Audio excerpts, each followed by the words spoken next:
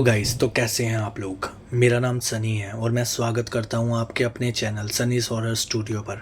आज हम बात करने जा रहे हैं आर्या कॉलोनी के बारे में। जी हाँ, मुंबई में स्थित आर्या कॉलोनी के बारे में, जिसे काफ़ी लोग एक हॉन्टेड प्लेस भी मानते हैं। वैसे तो मुंबई में ऐसी कई जगहें हैं जहाँ पैरानॉर्मल एक्टिविटीज़ देखी गई हैं, जिन्हें हॉरर भी कहा जाता है। लेकिन आर्या कॉलोनी एक ऐसी जगह है जिसे मुंबई की मोस्ट हॉन्टेड प्लेस माना जाता है। वैसे दोस्तों, मैं आपको बता दूं, जो ये आर्या कॉलोनी है वो एक जंगल है जो गोरेगांव से पवई के बीचों बीच पड़ता है, जहाँ से दिन में तो बहुत से लोग सफ़र करते हैं। यहाँ कुछ पार्क्स भी हैं जहाँ लोग घूमने आते हैं, टहलते हैं।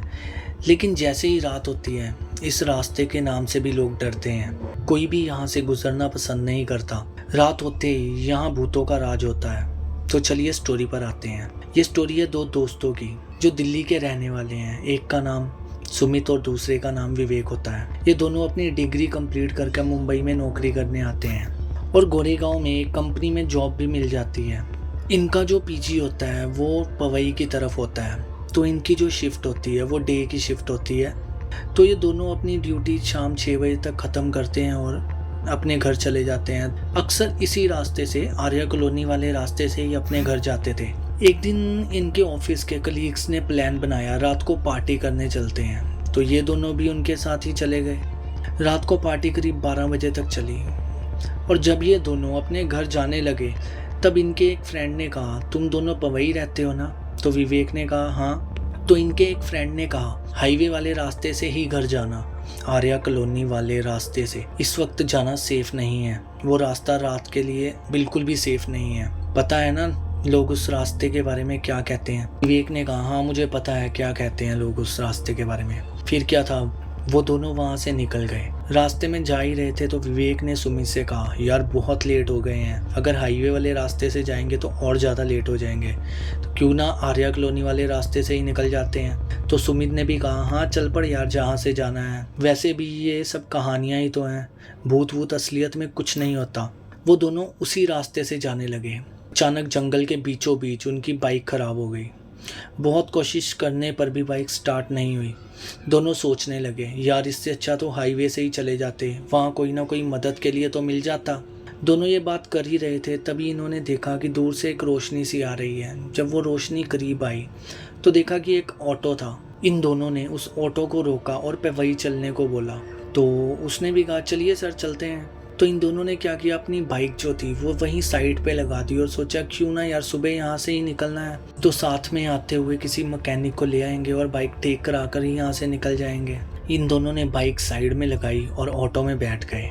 थोड़ी ही दूर गए थे तो इन्होंने ऑटो वाले से पूछा, भैया रात को तो यहाँ से कोई आता नहीं है, तो आप यहाँ से कैसे आ गए? तो ऑटो वाले ने कहा, मुझे थोड़ी जल्दी थी इसलिए मैं यहाँ से निकल लिया। तो सुमित ने उससे पूछा, क्या सच में इस जगह पर भूत दिखाई देते हैं भैया, या फिर ये लोगों की सिर्फ अफवाह ही है? तो ऑटो वाले ने कहा, जी हाँ सर, ये बात बिल्कुल सच्ची है। तो इन दोनों ने कहा, भैया क्या आपको ऐसी कोई कहानी पता है जो सच में किसी के साथ हुई हो? तो ऑटो वाले ने कहा, जी हाँ सर, मैं बताता हूँ आपको। तो ऑटो वाले ने बताया कि 1 साल पहले अशोक नाम का एक ऑटो ड्राइवर यहाँ से गुजर रहा था, तो उसे इस रास्ते के बीचों बीच एक लड़की दिखाई दी। उसने ऑटो रोका और पूछा कि मैडम आपको कहीं जाना है, मैं छोड़ देता हूँ। रात के टाइम ये रास्ता लड़कियों के लिए बिल्कुल भी सेफ नहीं है, यहाँ पर कई जंगली जानवर भी घूमते हैं। तो वो लड़की बिना कुछ बोले उसके ऑटो में बैठ गई। थोड़ी ही आगे पहुँचे थे, ऑटो वाले ने फिर लड़की से पूछा, मैडम कहाँ जाना है आपको? लड़की ने फिर कोई जवाब नहीं दिया। जब अशोक ने मिरर में देखा तो उसके होश उड़ गए। पीछे जो लड़की थी उसका फेस पूरा जला हुआ था, उसकी आंखों से खून टपक रहा था। वो कोई लड़की नहीं थी, वो एक चुड़ैल थी जिसने अशोक को मार दिया। और कहा जाता है कि उस दिन के बाद अशोक की आत्मा यहाँ अक्सर दिखाई देती है। और यही सब बातें करते करते ये जो आर्या कॉलोनी वाला एरिया था ये निकल चुका था और करीब रात के 2:30 बज चुके थे और ऑटो वाले ने उन्हें वही छोड़ दिया। तो सुमित ने पूछा, भैया कितने पैसे हुए? तो ऑटो वाले ने कहा, भैया कोई बात नहीं, पैसे की कोई ज़रूरत नहीं है, मैंने सिर्फ आपकी मदद की है। उन दोनों ने काफ़ी कंपेल किया कि नहीं भैया पैसे तो बनते हैं यार, आपकी जो मेहनत है वो लो। तो ऑटो वाले ने मना किया। उनके बहुत कहने पर भी ऑटो वाला नहीं माना पैसे लेने के लिए और कहने लगा, ये पैसे मेरे किसी काम के नहीं, बस आपकी मदद करके अच्छा लगा। तो सुमित और विवेक ने ऑटो वाले से थैंक्स बोला और सुमित ने पूछा भैया आपका नाम क्या है वैसे। ऑटो वाले ने कहा मेरा नाम अशोक है, और इतना कहते ही वो वहाँ से निकलने लगा। तो सुमित ने विवेक से कहा विवेक, उस ऑटो वाले का नाम भी अशोक ही था ना जिसकी कहानी ये भैया हमें सुना रहे थे। तो उसने कहा हाँ यार। दोनों हैरान हो गए। तो उन्होंने पीछे मुड़कर देखा, वहाँ कोई ऑटो नहीं था। 1 मिनट में वो ऑटो वहाँ से गायब हो गया था। सोचिए गाइस, आप किसी के साथ बैठकर इतनी दूर आए हो, इतनी देर तक बातें करते रहे हो, और आपको पता चले कि वो एक आत्मा है।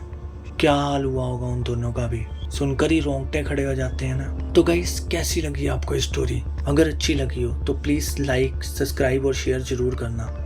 थैंक्स।